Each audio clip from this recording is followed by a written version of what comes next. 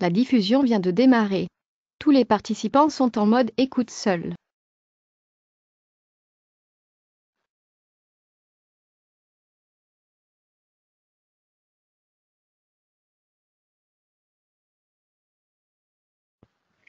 Alors bonjour à toutes et à tous et bienvenue à ce webinaire hebdomadaire La stratégie de la semaine. Yoav Nizar, très heureux de vous retrouver en ce lundi 18 février 2019. Je vous laisse prendre connaissance de l'avertissement légal sur les risques. Et ensuite, donc, comme d'habitude, je reviendrai donc sur la stratégie que j'ai donnée la semaine passée, qui portait, je le rappelle, sur l'indice CAC 40.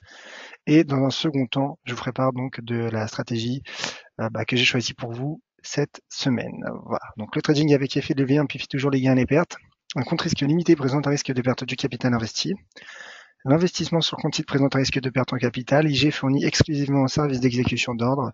Cette présentation est donnée à titre indicatif et ne saurait être considérée comme un conseil ou une recommandation. Voilà, donc je pense que le son image fonctionne bien.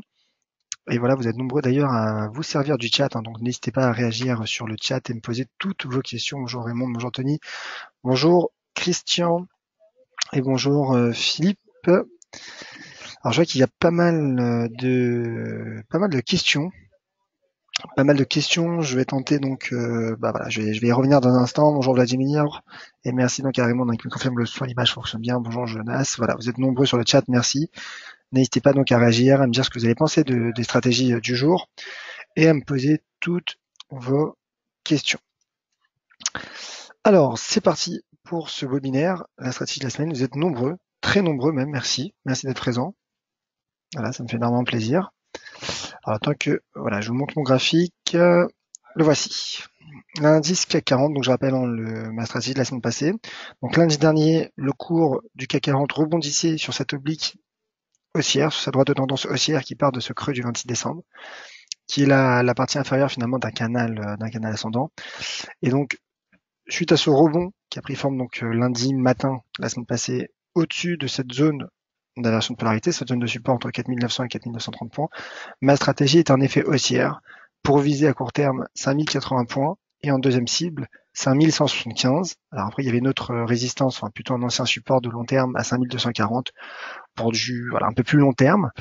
Donc en effet, cette stratégie a porté ses fruits puisque le CAC a atteint la semaine passée 5080 points et qu'il est en train d'atteindre 5175. Voilà, il a effectué un plus haut à 5165 points.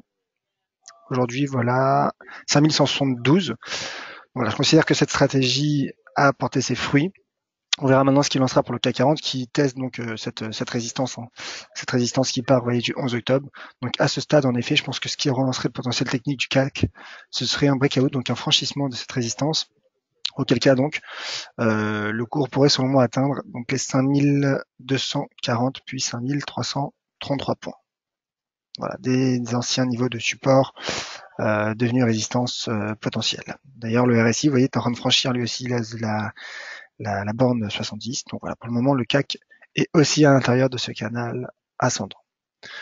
Donc voilà pour la stratégie de la semaine passée. Passons à présent à la configuration que j'ai choisie pour vous cette semaine. Il s'agit du pétrole. Alors, le Brent, au cours du Brent, parce que voilà, j'aime bien le Brent. La configuration me parle un peu mieux. C'est vrai que sur le WT, il y a une fausse cassure par le passé. Chose qu'il n'y a pas eu sur le Brent, qui vient de franchir, alors quand je dis qu'il vient, c'était en fin de semaine passée, cette résistance à 63,66 $ le baril. Donc là, c'est une stratégie de swing trading moyen terme. Je pense en effet que le Brent pourrait atteindre 70 $ à moyen terme, puisqu'en effet, il s'agit d'une part d'un seuil d'inversion de polarité technique, et il s'agit d'autre part du seuil psychologique, du seuil symbolique. Voilà, quand je dis moyen terme, je parle de swing trading, donc dans les prochaines séances. Peut-être que d'ici lundi prochain, si le cours poursuit sa progression, peut-être en effet qu'il l'aura atteint, ce seuil. Alors pourquoi donc? Car il y a eu breakout de cette résistance, mais depuis un moment, le cours du Brent qui fait pression sur cette résistance, avec notamment 3 creux de plus en plus hauts depuis l'entame de l'année, et déjà une première résistance oblique à court terme qui a été franchie elle aussi. Regardez ce que fait le RSI, il progresse et il teste à présent la borne 70. Donc en effet, le cours qui à court terme reste selon moi bien orienté. Alors voilà, donc je pense tout simplement que le potentiel du pétrole est haussier à moyen terme. Voilà, donc pas grand chose à ajouter, si ce n'est que simplement pour faire un petit lien avec le WT lui aussi, qui a effectué un breakout, parce que c'est vrai que parfois lorsqu'il y a deux actifs fortement corrélés, cela peut interpeller lorsque l'un franchit sa résistance et pas l'autre. Alors en l'occurrence, il y a bien une convergence entre les deux contrats de pétrole envoyés, puisque le cours du WTI a franchi cette résistance à 54,68, comme par le passé d'ailleurs, mais là, comme lors de la séance du 1er février. Mais là, en effet, il s'agissait d'une fausse cassure. Mais le cours, vous voyez, vient de franchir cette zone entre 54,68 et 56 $. Donc là, pour le WTI aussi, je pense qu'il pourrait atteindre les 59 $ à très court terme, en tout cas à court terme. Et sur du moyen terme, les 64,19 $ qui correspondent donc à cet ancien niveau de support. Voilà donc pour la stratégie de la semaine, stratégie haussière sur le Brent. Alors comme je le dis souvent, ce n'est pas parce qu'il y a eu breakout que le cours va monter en ligne droite. Il peut y avoir certains petits replis techniques d'ici là, certaines petites prises de bénéfices. Mais je pense en effet que ce scénario serait invalidé en cas de repassage sous 63 $, 63,66. Voilà, donc on verra. Mais c'est vrai que cette stratégie c'est vrai qu'au final, depuis le rebond, depuis le rebond de cette qui a eu lieu en fin d'année, et notamment ce graphique hebdomadaire, vous voyez ce petit marteau. Alors ce n'est pas parfaitement un marteau, mais il y a quand même quelques ressemblances avec un marteau en données hebdomadaires. Je dirais que le cours a mis du temps à temporiser en fait, tout simplement, il a temporisé pendant 3-4 semaines avant de repartir à la hausse la semaine passée. Donc je pense en effet que ce breakout relance le potentiel du Brent, qui a donc franchi une résistance qui est également une résistance weekly, comme le montre ce graphique. Vous voyez, résistance weekly qui part même de ce creux, vous voyez. Voilà, donc 63 à 13, voilà. Stratégie haussière pour le Brent, on verra ce qu'il en sera bien sûr tout au long de la semaine lors de mes webinaires et également lundi prochain lors du webinaire La stratégie de la semaine. Je vais passer aux questions car je vois qu'il y a quelques questions. Alors c'est une question sur l'Eurocad, donc même si ce n'est pas forcément le thème du webinaire, je vais quand même y répondre. C'est Tony qui pose la question. Bonjour Monsieur Nizar, Eurocad en données hebdomadaires, rebond sur support oblique partant de la mèche basse du 11 septembre 2017 et sur support horizontal inversion de polarité partant du sommet du 31 octobre 2016. Alors c'est un commentaire, on va regarder ça. Merci Tony pour cette information, parce que c'est vrai que parfois il y a des configurations intéressantes sur d'autres actifs et c'est toujours intéressant de le savoir. Donc n'hésitez pas justement lorsque vous avez des configurations ou des convictions, tout simplement de le faire savoir comme vient de le faire Tony. Alors je regarde le cours de l'euro face au dollar canadien.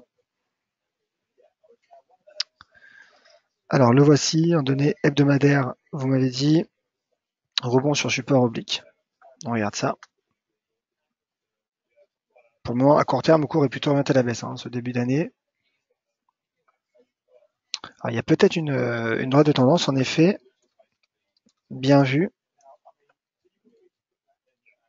Alors, bien vu, c'est vrai qu'il y a en effet 3 points de contact. C'est vrai.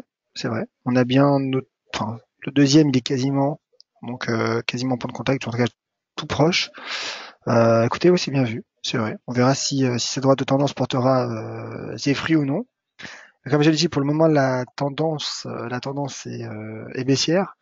Donc attention à l'éventuel breakout. Je vais voir si s'il y a peut-être un support horizontal qui viendrait aider ce support oblique.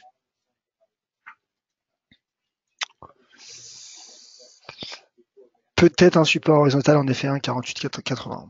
Donc voilà, à surveiller. Pour le moment, pour ma part, je pense qu'il est peut-être encore un peu trop tôt pour dégager une stratégie haussière, en tout cas me concernant, car la tendance est baissière et haussière, pardon. Je vois pas réellement de pattern de retournement à la hausse, en tout cas en données journalières ou en données hebdomadaires. C'est vrai qu'il y a un support, mais on verra s'il y aura breakout ou non. Pour le moment, en effet, l'oblique est préservé. On verra ce qu'il en sera lors des prochaines séances. Bienvenue en tout cas et merci, mon cher Tony. Je vais passer aux autres commentaires.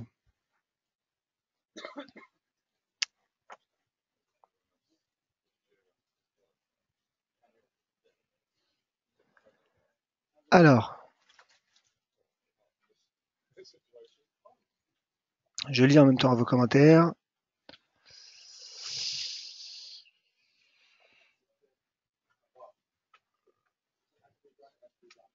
Merci, mon cher Denis, pour ce message.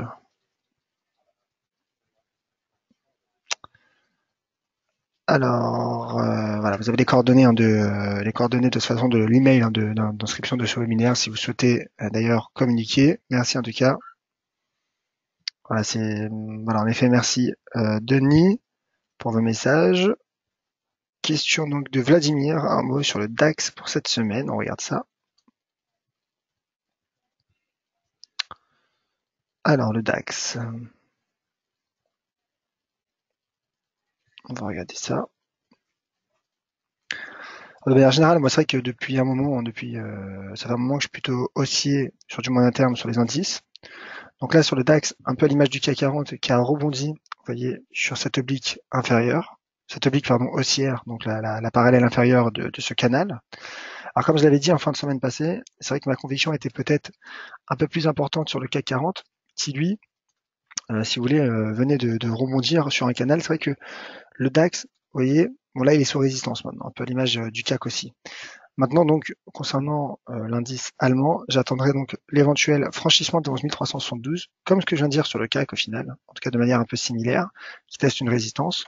Donc c'est vrai qu'à ce stade, bien qu'il y ait selon moi un potentiel de moyen terme haussier sur les indices, je pense que ce qui relancerait le cours, ce serait un breakout de cette résistance à 11 372 points, auquel cas le DAX pourrait selon moi se projeter vers les 11 678 points, qui correspond également donc, vous voyez, qui correspondrait à un retour sur la partie supérieure de ce canal. Voilà, donc on attend de breakout pour relancer ce potentiel. Voilà mon cher Vladimir. Et je pense qu'il n'y a plus d'autres questions ni commentaires sur le chat. Donc merci à Denis pour ces messages. Merci à toutes et à tous d'avoir été nombreux à ce webinaire et nombreux également sur le chat. Prochain point de marché donc aura lieu demain, comme chaque matin avec Valentin offrant à 9h. Et pour ma part, donc on se retrouve demain à 13h, comme chaque mardi, mercredi, jeudi, pour assurer un suivi des stratégies données ce jour et également pour faire part de mes nouvelles stratégies du jour. Donc rendez-vous demain de vive voix à 13h, lien d'inscription sur dailyfx.fr et d'ici là bien sûr sur Twitter @juavnizar et sur dailyfx.fr. Merci à toutes et à tous, soyez prudents bien sûr avec ces stratégies et soyez prudents de manière générale sur les marchés. Merci Raymond, merci Vladimir pour ces commentaires et ces encouragements et je vous attends donc demain à 13h et tout de suite sur Twitter. Merci.